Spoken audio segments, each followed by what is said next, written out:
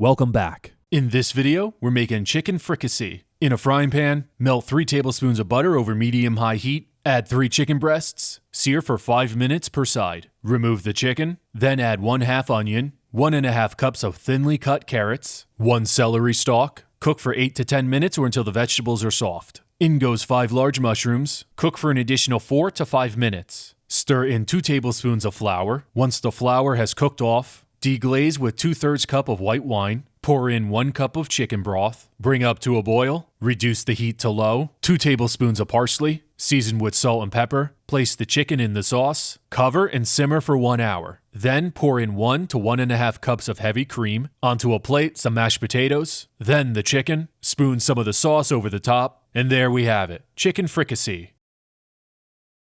That's it for today, guys. Drop a like and a comment below. Subscribe if you're new. I'll see you next time.